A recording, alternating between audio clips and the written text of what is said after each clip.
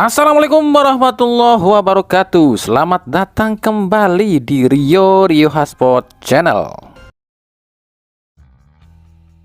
Tak bisa dipungkiri, di Indonesia itu terlalu banyak kekurangan. Ini kami bicara soal sepak bola lo ya. Kebanyakan masyarakat Indonesia itu hanya melihat hasil tanpa melihat progres dan juga tahapan. Kebanyakan masyarakat Indonesia itu nggak pernah mau terima kalau dirinya atau tim kebanggaannya dikritik atau dianalisa. Betul apa betul?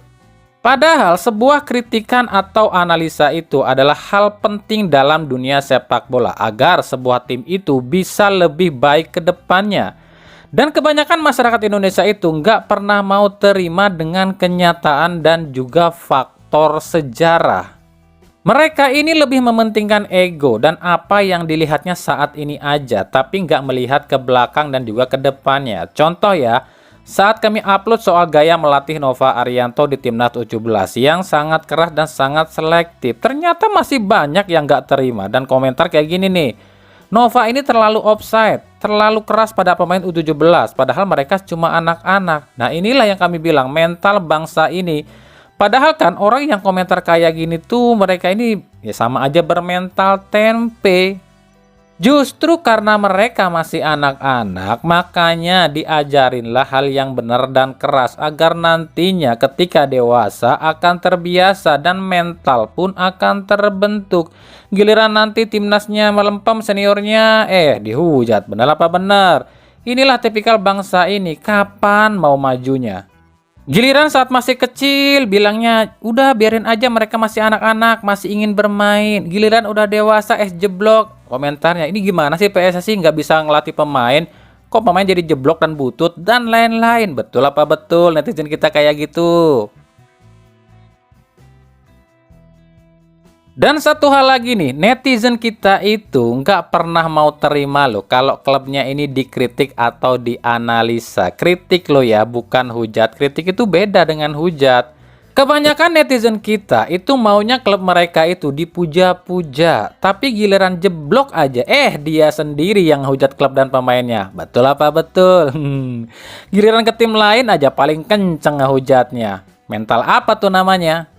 Ayolah, kita itu hidup itu harus berani menerima yang namanya kritikan dan juga mengakui kekurangan. Toh kritikan itu demi kita juga.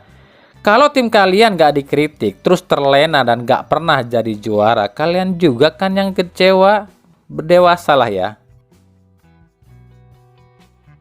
Seperti contoh kemarin saat kami mengomentari soal jersey hitam Persib. Itu rame banget yang nggak terima. Padahal itu cuma analisa lo ya. Soal bener apa enggak ya nggak ada yang tahu. Kita lihat nanti di akhir kompetisi. Yang penting kami cuma menyampaikan. Dan jika benar apa yang kami sampaikan, itu kan harusnya jadi pembelajaran buat Persib gitu aja. Begitu juga saat kami bilang hilangnya Goran Paulik akan mempengaruhi kinerja lini depan Persib. Kemarin waktu Persib menang 4-1 atas PSBS Biak, itu rame banget yang hujat kami. Katanya analisa kami salah, Persib tetap gacor. Ya itu terserah kalian. Itu kan baru satu laga, kita kan belum tahu. Kebenarannya itu akan kita lihat nanti di akhir kompetisi. Kalau toh musim ini lini serang Persib ini masih stabil ya berarti staf pelatih Persib sudah belajar gitu aja. Lalu kritikan kami soal Coach Cijan dan Tiron Delpino, yaitu hak kami dong untuk mengkritik apapun juga. Kalau kami ditanya sendiri pendapat kami ya soal Tiron dan Coach Cijan apakah layak atau enggak di Persib, ya itu kami belum tahu, kita belum tahu lah. Sebab kami sering bilang ya, pemain asal Eropa itu butuh waktu adaptasi lebih lama dibandingkan pemain asal Amerika, Afrika atau Asia. Ya kita lihat aja 4-5 pertandingan ke depan apakah Coach Cijan dan Tiron ini bisa klop dengan gaya permainan Persib atau enggak. Kalau soal Tiron yang enggak dibawa saat Persib jumpa PSBS ya jangan tanya kami lah, tanyanya sama Boyan Hodak apakah Tiron ini sakit, cedera atau emang enggak masuk skema Boyan Hodak. Kalau memang Tiron ini nggak masuk skema Hodak lah, kenapa dipertahankan? Terus kenapa? Apakah Hodak ini salah mempertahankan Tiron? Ya nggak juga sih. Sebab Hodak ya memang nggak punya pilihan. Hodak itu kan pertamanya ya, inginnya itu Messi Doro yang ke Persib. Tapi manajemen Persib ini nggak mampu. Sebab Dewa United nawarin gaji 50% lebih tinggi ke Mesidoro. Begitu juga dengan Coach Cija, ya mungkin aja Hodak ini berpikirnya ya udahlah ya, mungkin cuma segitu kemampuan manajemen Persib, karena kan kita udah sama-sama dengar sendiri lah Hodak bilang apa. Jadi awalnya sisa pemain asing musim ini tuh bukannya Gustavo, Coach Cija dan Tiron lo ya, tapi Renan Alves, Mesidoro dan Jaja. Tapi karena 3 pemain ini harganya mahal dan Persib ini lagi kesulitan keuangan, ya udahlah, diambillah pemain-pemain yang sekemampuannya Persib aja gitu ya. Jadi intinya apa yang ingin kami sampaikan di segmen pertama ini, kita sebagai manusia ini harus mulai belajar mau menerima yang namanya kritikan dan masukan ya. Kalau kita nggak mau menerima yang namanya masukan dan kritikan serta analisa atau pendapat dari orang lain, ya udah, nggak usah hidup bersosial media, nggak usah hidup bersosialita, nggak usah ngangon kebo aja sana.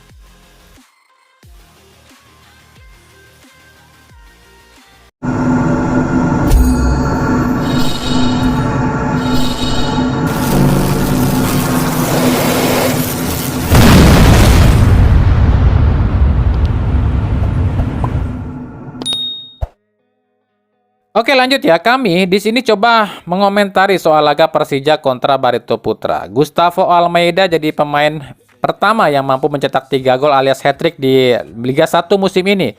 Lalu apakah artinya Persija udah nggak butuh Marco Simic nih? Sebenarnya sih kalau kalian mau tahu ya, dari musim kemarin itu manajemen Persija pun udah sebenarnya nggak butuh sama Simic. Tapi ya apa mau dikata, Persija masih punya sangkutan sama Simic. Maka wajar ya, Simic pun kalau dipinjamin nggak mau tuh, nolak-nolak terus. Jalannya laga sendiri sebenarnya nggak ada yang aneh, normal-normal aja. Cuma yang jadi sorotan itu, yang pertama adalah rumput Stadion JIS. Ini dari zaman ke zaman, kok ini stadion ya begitu-begitu terus ya rumputnya ya. Dari zaman timnas sampai sekarang masih begitu aja tuh rumputnya. Jadi mungkin ada istilah benar ya, stadion elit rumput sulit. Secara permainan ya ini baru satu laga sih ya, kami belum bisa menganalisa secara bagus seperti apa sih permainan Persija. Kalau dibilang ciri khas Spanyol ya belum terlihat banget juga. Cuma memang benar apa ucapan dari Carlos Peña, jika Persija masih kekurangan gelandang dan striker. Di laga ini saja andai saja Barito ini timnya udah padu ya, Persija mungkin agak kesulitan juga. Maka kita akan tunggu apakah manajemen Persija ini mau mengikuti keinginan Carlos Peña mendatangkan gelandang dan striker. Sementara bagi Barito Putra sendiri ya mau gimana lagi, tim ini kan baru di restart ulang nih dengan 8 pemain asing baru. Cuma yang kerasa banget itu adalah di lini pertahanan hilangnya Renan Alves. Benar-benar keropos loh lini pertahanan Barito Putra. Lini tengah juga gitu ya, yang hidup itu kemarin cuma Levi Madinda, yang lainnya seolah mati. Lini depan EJ Jare dan Murilo Mendes ini belum padu sebab ya dua pemain ini tipikalnya agak beda, jadi agak saling menunggu. Beda dengan musim lalu antara Murilo Mendes dan Gustavo Tocantins yang tipikalnya hampir sama. Jadi dua pemain ini bisa bertukar posisi. Nah, cuma itu saja sih yang bisa kami analisa di laga antara Persija lawan Barito Putra.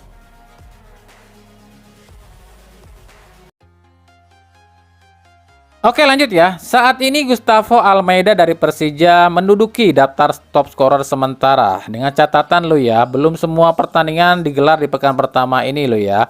Almeida saat ini masih bersaing nih dengan David Da Silva dari Persib dan Nermin Haljeta dari PSM dengan masing-masing 2 gol. Nah bicara soal striker Liga 1, Liga Indonesia ya, berikut akan kami tampilkan versi kami lo ya, striker-striker yang menurut kami striker terbaik sejak era Liga 1 di tahun 2017 sampai 2023 kemarin ya. Ingat, ini tuh cuma versi kami lo ya, jadi silakan suka, silakan enggak. Dan kami ambil analisa ini berdasarkan 2 musim yang dijalani atau beberapa musim yang dijalani para striker ini. Di urutan ke-10 kami memilih Hilton Moreira ya, meskipun sejak era Liga 1 2017 itu dia ini cuma membela 2 klub yakni Sriwijaya FC dan Persipura, tapi memang konsistensi Hilton Moreira mencetak gol ini lumayan ya. 2017 10 gol, 2018 11 gol.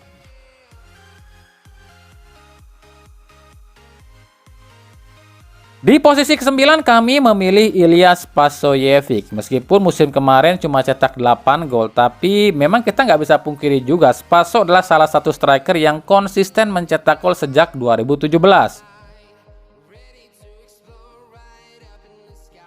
Di posisi ke-8 kami memilih Alex Martin dari Dewa United. Meskipun baru 2 musim di Liga Indonesia, tapi di 2 musim itu Alex Martin sudah menunjukkan tajinya ya. 2 klub berbeda dibelanya tapi selalu 2 digit, yakni 11 gol di Bayangkara FC dan 21 gol di Dewa United. Di posisi ke-7 kami memilih Marco Simic. Meskipun di beberapa musim terakhir karena faktor usia juga ya, Marco Simic ini menurun performanya. Tapi kita nggak bisa memungkiri ya, sejak era Liga 1, Marco Simic salah satu bomber yang paling ditakuti di Liga Indonesia.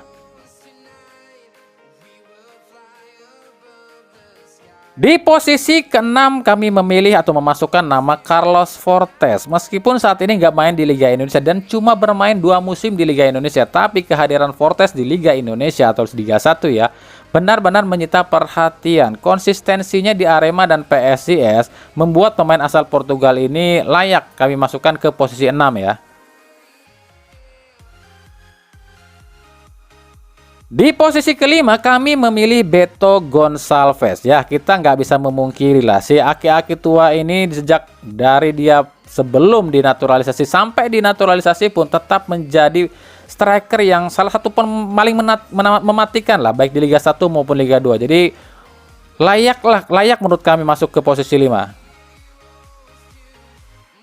Di posisi keempat kami memasukkan nama Boas Solosa. Ya, inilah mungkin salah satu striker terbaik milik bangsa Indonesia. Meskipun saat ini sudah berumur, tapi Boci ini selalu konsisten mencetak gol. Meskipun penurunan performanya terasa banget, tapi sejak 2017 Boci ini selalu konsisten mencetak double digit di Liga Indonesia.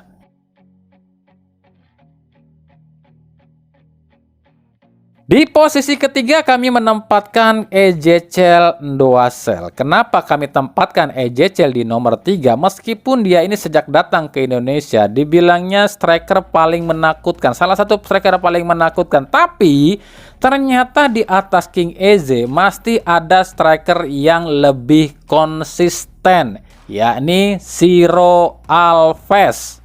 Kami menempatkan Ciro Alves di urutan kedua, sebab meskipun dia ini berposisi sebagai winger, tapi faktanya sejak 2019 Ciro ini selalu konsisten mencetak double digit dimanapun dia bermain, baik di Persikabo maupun di Persib.